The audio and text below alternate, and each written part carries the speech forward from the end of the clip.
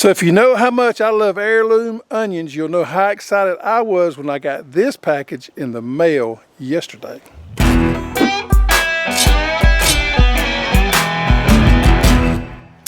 I get to the post office yesterday to do my daily routine of running the mail, and they have this box up there for me. It's got my name on there, and I look down there and it's got holes all in it. I said, man, somebody's done sent me an animal or some plants or something. The holes all punched in there to get a little airflow. So I couldn't stand it, and I just got right over there on the table and I opened it up. And what did I find inside? Woo, look at there, some onion plants with a nice little note. Now, I didn't know these was coming, so it was a total surprise to me. And the letter reads, I'll just read it for you, it's hard to get it on camera. Guinea Nest Onions. These onions came from the hall of Miss Annie Merle Hall of Crenshaw County, Alabama. She is now 95 years old, and these have been in her family for at least one, if not two generations. They are at least 100 years old. Currently, this is all the information we have in reference to these onions. We hope you enjoy them as much as we do. Sincerely, Danny and Mallory Wright. Well, Danny and Mallory, thank you so much for sending these to me. I just love these old heirloom onions.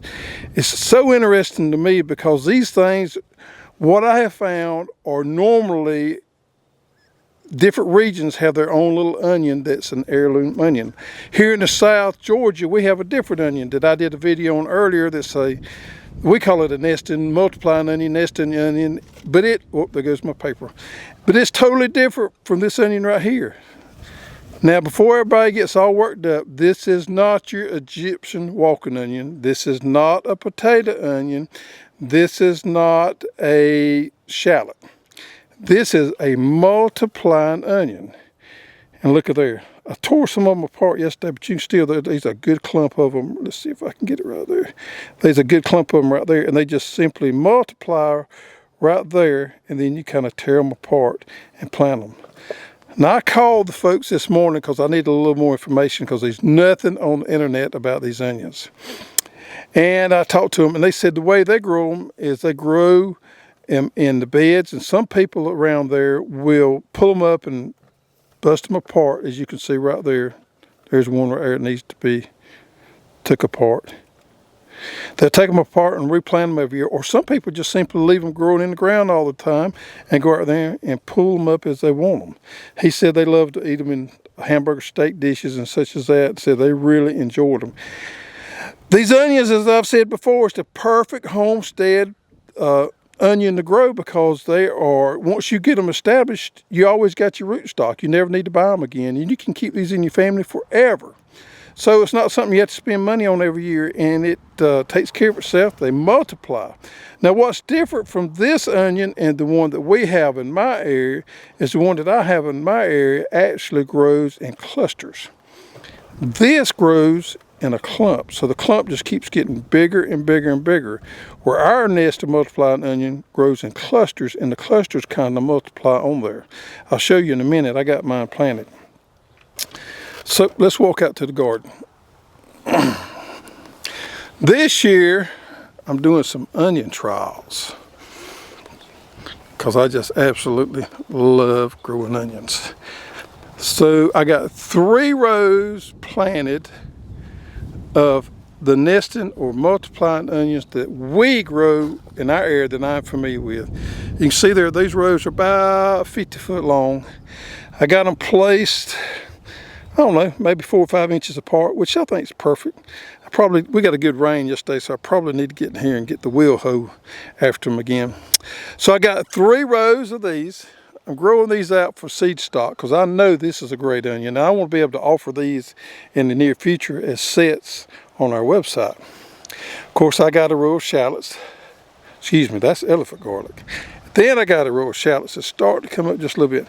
Now I've got 2 rows of bunching onions I've never grew before that I'm trialing out. We got one that's an open pollinated variety, and we got one that is a hybrid. Both of these I planted seed. I planted them kind of thick. I don't know if you can tell. Let's see if I can get down there. They're just coming up. There you go. They're just coming up real good. So I'm excited about those. Growing those for seed, and those are going to be eating like a bunching onion or a spring onion. Uh-oh, got a little mustard in my onion patch. I planted me a row of mustard there. They looking pretty good. So I got this area here left. I got enough of these New Guinea onions to plant me one row. Hopefully they'll do well. Trial them out, and who knows, we may be able to have some of these to share with you in the future. And then I've got my regular sweet onions coming in from Dixondale that I'll be planting over here, and I'm expecting them in any day now. I'm gonna give you another shot of these New Guinea onions. Now, the best I can tell from what research I've done is the only place I have found that they are grown is southern Alabama. Kind of a regional thing. And they're really hard to come by. So I'm proud to have them in my collection. I'm going to grow them out, see how well they do. If you know anything about them, please let me know. Give you a shot of some other stuff growing. I got cabbage, collards, all kind of stuff. It's that time of year when the weather's cooling off and we're getting real excited about gardening again. I got these onions in late yesterday afternoon. Now I want to get them in the ground. We got 1.5 inches of rain earlier in the week, but I was able to get out yesterday afternoon, get a little spot prepared for them, get them in the ground where they're good and fresh. I don't want them to dry out because I want them to do well, and I'm excited about growing these Guinea Nest Onions. Now, like I said earlier, these are not potato onions. These are not Egyptian walking onions. This is something that I've not seen before, and I know a little bit. I don't know everything about onions, but I know a little bit.